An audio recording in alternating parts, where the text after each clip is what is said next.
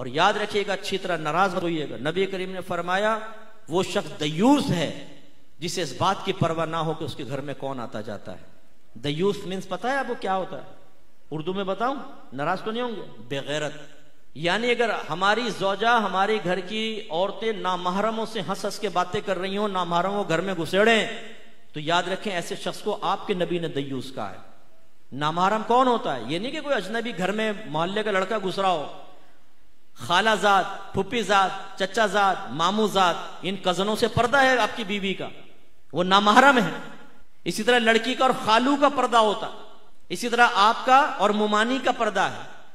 इसी तरह अगर आपकी चच्ची खाला ना हो सकी, बाहर से आई है, तो चच्ची का और आपका भी पर्दा है। हमारे यहां कहां हो ये इसका ख्याल करते? अल्लाह के नबी पर्दे के अहकाम बयान फरमाए, और हमारी हालत यह है कि अगर हम इस तरह की बातें बयान करें तो ये औरतें हमारे खिलाफ बोलना शुरू कर देती हैं। अरे क्या हम गारों में छुप के बैठ जाएं? दूध वाले से हंस के ये बातें कर रही हैं, पर सब्जी वाले से ये बातें कर निकल रही है, और वो मर्द देख रहे हैं, लेकिन हमारी गैरत ही सोई पड़ी है कि भाई तुम क्या कर रही हो?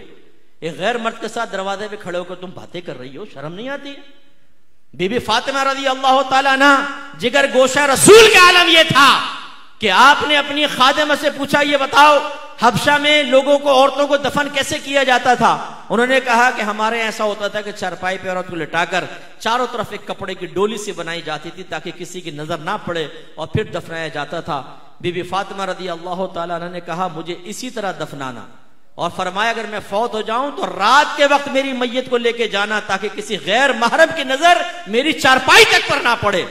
वो बीबी फातिमा नबी करीम सल्लल्लाहु अलैहि वसल्लम की बेटी, तरबियत याफ्ता, ये कहे, और ये बीबी फातिमा को मानने वाली, उनकी न्याज़ें खाने वाली, ये कहे कि हम पर्दा नहीं करेंगी, और घर का वो सरपरस्त बेवकूफ किस्म का वो कहता है कि जी मैं परमिशन देता हूं तुम बगैर पर्दे के घूमो फिरो। यानी कितनी बहनें मुझे ऐसी मिली हैं जो ये कहती है कि हमारे शौहर ये कहते हैं कि मेरे दोस्त आए, रिश्तेदार आए, बिला पर्दा सामने बैठो। और एक शौहर ने तो दलील ये दी कि देखो जब मैं अपने दोस्तों के घर जाता हूं उनकी बीवियां मेरे सामने बैठ जाती हैं। यानी वो तुम अगर बेगैरत हो, वो अपनी बीवियों को बेगैरत बना के तुम्हारे सामने बैठाए, तो तुम्हारी बीवी भी बेगैरत बन के तुम्हारे दोस्तों के सामने बैठे और दावत नजारा दे। मर्द की नीयत का क्या मालूम? हम में से कितने ऐसे बैठे होंगे जो लोगों के सामने बड़े यूं मोहताज बनते, लेकिन टेढ़ी टेढ़ी आंखों से शादी ब्याह के अंदर सब देख लेते हैं ना।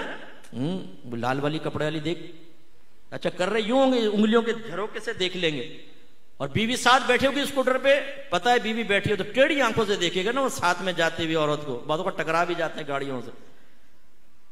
तो जब हमारी नीयतों में इतना फतूर है कि शैतान कुछ ना कुछ डाल देता है, तो आपने ये कैसे समझा कि घर की औरत के शैतान से बिल्कुल पाको साफ हो गई?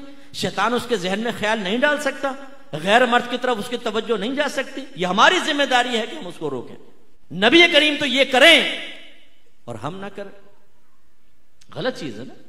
एक मरतबा नबी करीम सल्लल्लाहु अलैहि वसल्लम हुजरे में दाखिल हुए, सईदा आयशा सिद्दीक़ा रज़ी अल्लाह तआला अन्हा के पास एक शख्स को बैठे हुए देखा, चेहरे अनवर का रंग बदल गया, जलाल के आसार नुमाया हुए। सईदा आयशा ने अर्ज़ किया, रसूलल्लाह ये मेरे रिज़ाई भाई हैं, यानी हमने एक ही माँ का दूध पिया है। तो फिर सरकार का जलाल कब हुआ? यानी जलाल में तशरीफ लाए कि घर में अजनबी मर्द कैसे?